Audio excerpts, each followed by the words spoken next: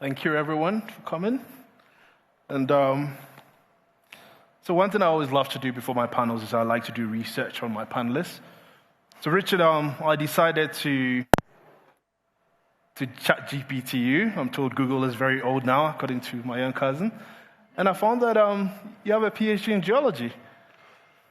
Congratulations. Now look, I think in using ChatGPT, it actually something came up to mind that I don't think a lot of people in the room understand the connection with some of these ChatGPT AI technologies and the work you do in mining.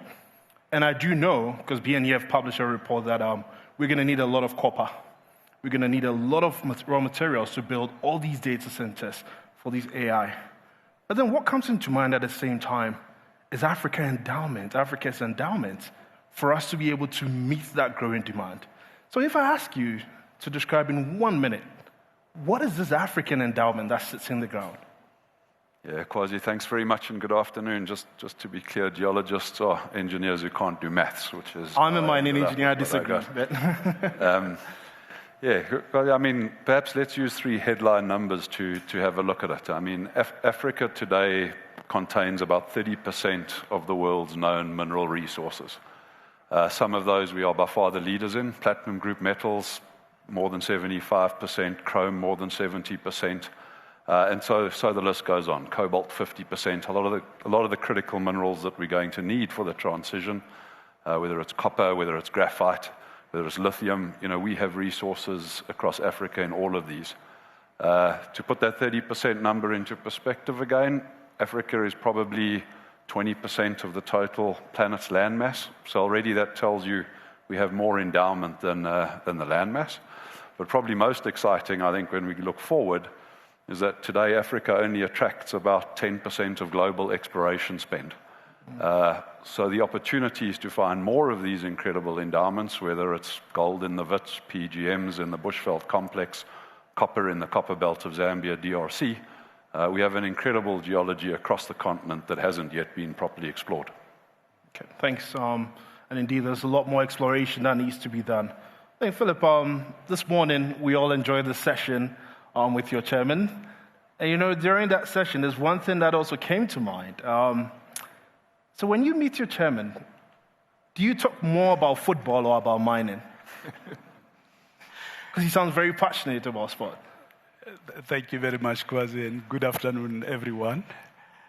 When we meet with the chairman, we talk business. Yeah, and I think once in a while, there'll be football, but not too much. I think the focus is more on the business, Yeah. It's about global competitiveness. How do we get our assets to operate in that space? How do we return, cash to the shareholders? What do we need to do to grow our business? And also to continue to look for opportunities, to transform our business and in the long term to contribute towards the value chain. And the reason I bring sports up is that, being a miner, I've also spent some time in the industry. And I think one of the ways I've seen mining companies connect with their communities quite effectively and efficiently is through football. I was in Ghana where, for example, Goldfields, Anglo Gold Ashanti, would support the local team. Yeah. And so I know community engagement is very important to your portfolio. Yeah. And so something like, what are the opportunities in community engagement? And what are the risks of a business not investing in those initiatives? The communities are strategic partners. Very important that we take them along, with anything that we do. Sadly, we were gonna basically commission the new steel bridge on Friday with the Minister of Mines in one of our host communities. That was a joint partnership between the 6 mining companies around that area. We decided to really partner together, have a big bang approach in terms of something that is really going to have a lasting effect, to those communities. Sadly, that has been postponed, we continue to make sure that we take them along. They are critical stakeholders. And not only in terms of just talk, but also in terms of empowerment. If you look at our latest investment that we made at Bokoni, I mean, the 5% of the shareholding will be going to the community empowerment. That really talks a lot in terms of that. And that is beyond compliance. If you look at our key shareholder being the chair himself, we still go beyond that and really empower our host communities. So very important that we take them along. I see. These things do go a long way. Samaila, good to see you again. To see you. Thanks for having me.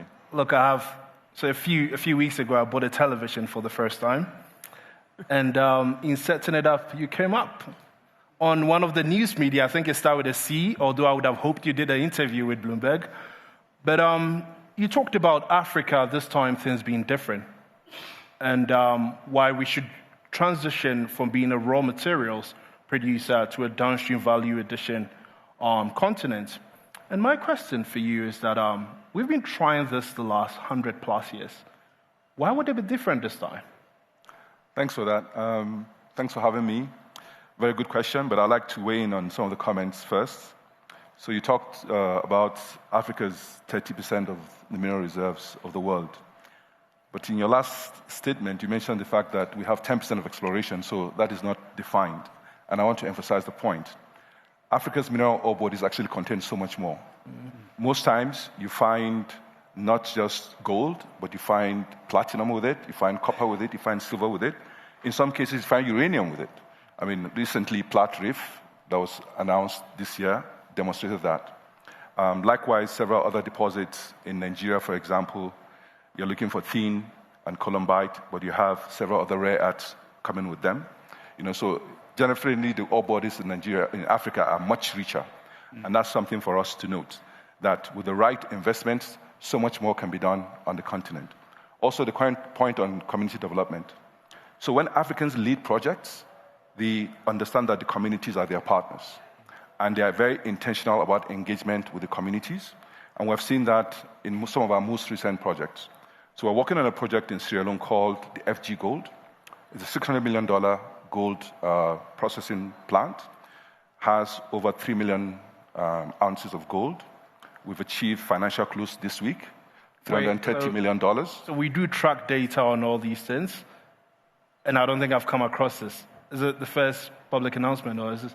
So I'm just telling you that we've achieved financial close for $330 million. Well, a round of applause for him for that. And what is so significant and what is significant about this project is the community engagement. For the first time, we have 1% of gross revenue going to community development. That's well. And I think that's quite unique in the sense that obviously most companies would think about the community investment as, not as an afterthought, but then after the FID and down the line, someone probably on the table will say, oh, what about the communities? So what sort of triggered communities coming up front in your investment decision making? And should that be a template if there are any other producers or investors in the room to follow? So the question about why this is different now, this is all part of why the time is different now. Mm-hmm. So time is different now because Africans are leading development. And because Africans are leading development, we understand all the levers we have to pull to get things done. One of the most important levers is the community must be your partners. You must have the communities engage with you and be your partners. You must involve local financial institutions. They also have to be your partners. In this project, for instance, this was led by Africa. We, AFC, led the project. We invited our partners, Afrexim Bank, to work with us. We got the Sovereign Wealth Fund of Angola to invest equity alongside the partners. That's Boxmore, AU, and A2MP, all African partners. And so we just put together an African conglomerate. And to your question about why the time is different now. So the challenge for us in Africa is really jobs. We have a huge demographic opportunity that we must convert to an advantage. So all of us on the continent must be focused on how to create jobs. And we can only create jobs when we focus on value addition. And that is important because it not only creates jobs, it also enhances government revenue. Indeed. Because when you tax raw materials, the tax revenue is pittance compared to when you tax finished goods. Also, when you do the processing on the continent, you can identify all the other rare earths and other minerals that are associated with the rich ore bodies that we have. I mean, there's several examples of projects on the continent where you're exporting gold, but the producers are processing several other rare earths that you don't know about. You know, we have several instances where people are exporting bauxite, but then they're exporting so many other things. And only the people processing the plants there get the benefit of that. The government doesn't get the benefit of the revenues from their resources. So times are different. And we're right now focused on significant energy investments. We're focused, because you can't process without energy, so we're focused on producing energy. We're focused on transmission lines. All of this makes sure that this time we're seizing the moment, we're processing minerals for jobs for our people. Good. So if you're out there looking for investment for your value addition, I think Samaila is the person to talk to. So I'm going to come back to you, Richard and Phillip. So I think now Samaila tells us that he's deployed $600 million. And part of the things we've seen in the industry is that generational gap in terms of skills, right? And I think, you know, you speak to probably less of a problem in South Africa, but there are other places where I remember in the room talking to people about mining, and halfway through my presentation, they thought I was talking about data mining, not actual mining. So there's a generational gap that we're going to invest in all these projects, but we get to the end of the tunnel and there's no skills to actually take up these jobs. So how does this keep you up at night? Or when you think about the future of mining skills, how do you think you can address that? And I think, Richard, I'll start with you and I'll come to you after. Thanks, Kwasi. I think, you know, and we often look at skills, we look at where it's going in the future, and I think there are two parts to this. And in fact, I'll also just expand a little bit on how as a company we think about community engagement as well, because it's all very much linked. I mean, skills clearly are critical for moving forward. You know, I also think you've got to look at the type of skills and the type of mining that you're looking at. So if you are a big bulk open cast miner, you know, the opportunity to employ a lot of new technology right now, train up new skills is exciting. It's a good opportunity. You know, I'd often argue in South Africa, we get told let's mechanize. You know, I dare say we've got the opposite problem. We labor intensive, and quite frankly, I'd like to stay labor intensive and get more labor intensive because jobs is what we need. You know, where we need to focus on technology is how we make our mining safer and how we make the current jobs that we do create more enjoyable for people to use. There's no doubt the opportunity for tech to come into it is a big part of it as well. I think when we think about skills, we also think about surrounding skills. So very often in Africa in particular at the moment, the question is always how do we make more of our mineral wealth? And I think we've heard now downstream. And certainly downstream is a real opportunity. But I think we often miss the opportunities of upstream. You know, when we think of the multiplier effect of mines, and the reality is mines are capital intensive. They exist for 40, 50, 60 years. And the good news about a mine is you can't move it. It's not a retail shop that you can pick up and take somewhere else. So they're there for a long time. The multiplier effect of mines upstream is often higher than downstream. And the real opportunity of that is that you create industries that can ultimately become independent of mining. And I think that's where there's another real opportunity to look. And that's where mining companies, I think, have evolved from a thinking around how do we extract minerals efficiently to today they think how do we extract minerals responsibly. The next step has to be how do we extract minerals and leave a legacy, an upliftment, both for people and for the planet. And thinking of those skills around the mining, you know, I think is where a real opportunity lies within Africa. Because you're not just building downstream industries which are still dependent on the mining, good value to be had, but you're also building upstream industries that can support other economies well beyond mining. And I think Johannesburg is a classic example of that. It was built on gold mining. It wasn't gold jewelry stores that built Joburg. It was the upstream economies that supported the mining that's left us where we are today. It's a very important point because there seems to be a lot of focus on the downstream these days. I'm happy you've raised the issues and the success factors around upstream. Phillip, how do you think about skills? Yeah, also just starting with the understanding of, you know, what is the age group that we have and our composition as well. I mean, our average age is about 45 and a half, you know, which is just 5% higher than the average age of 39.5 of the work group. So what we really do in terms of the skilling, we've got a number of, it's actually a multiple, process that we're doing. looking at the youth that are coming out of the high school, going into the university. Obviously, they provide bursaries, and then when they are done with that, then they go through the post graduation development process. But mentorship is very key. Making sure that we walk alongside them, along the journey with them, which is what was done with us.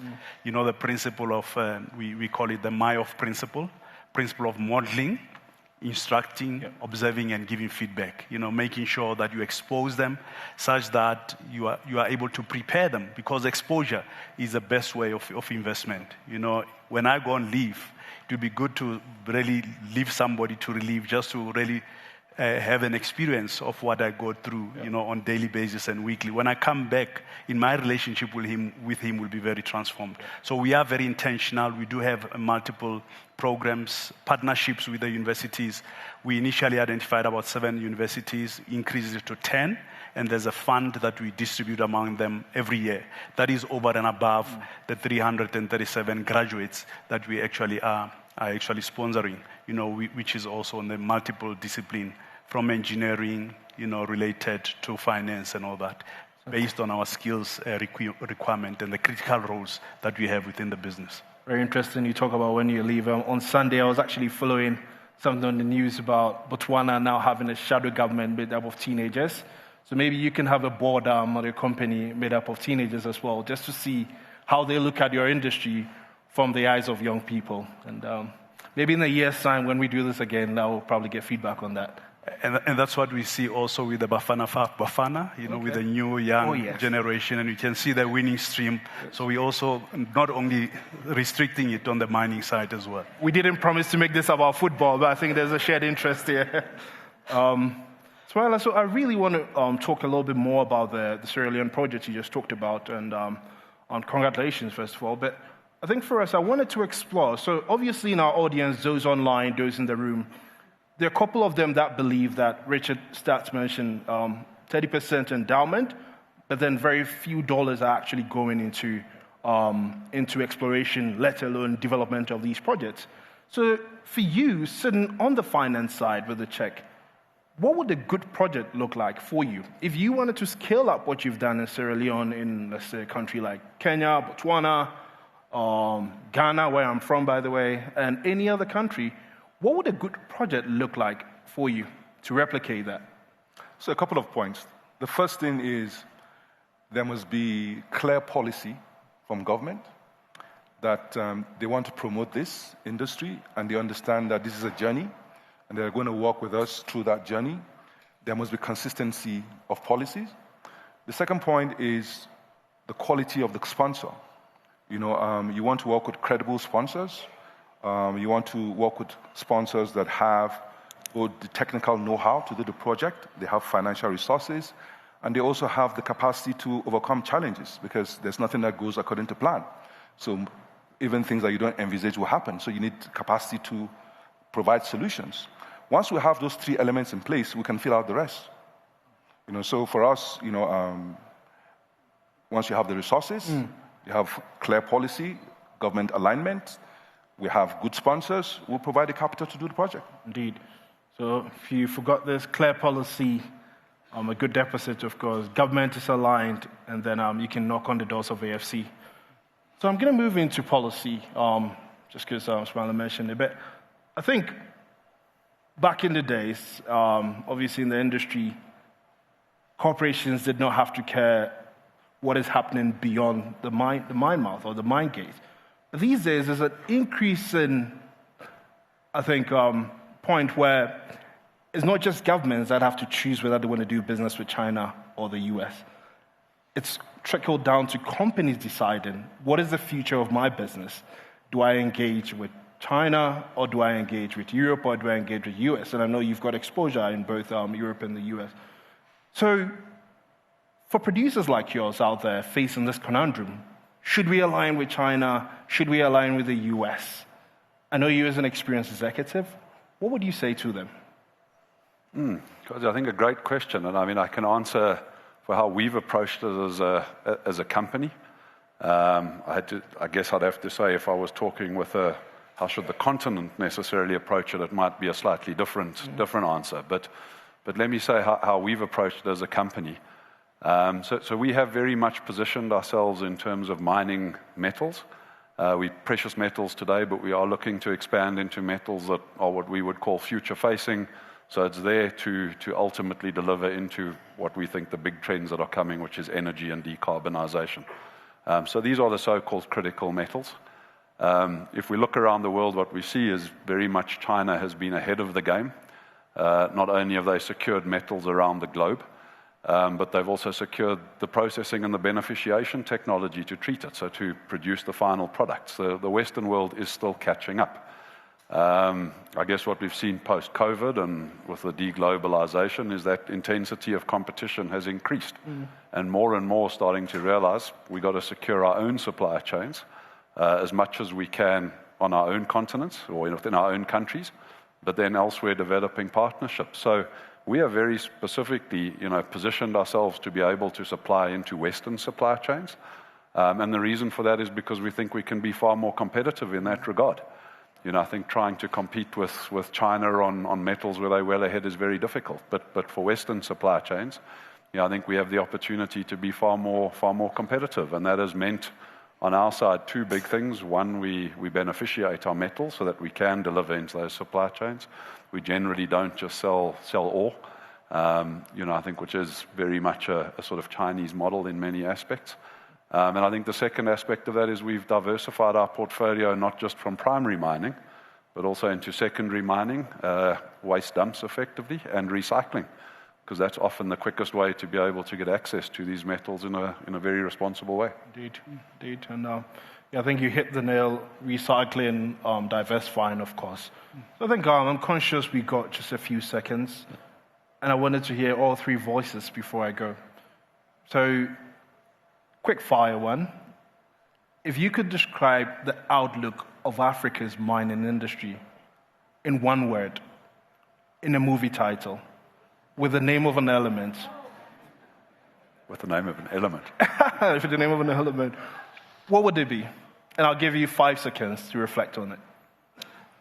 Samaila, I'll start with you. The name of the animal?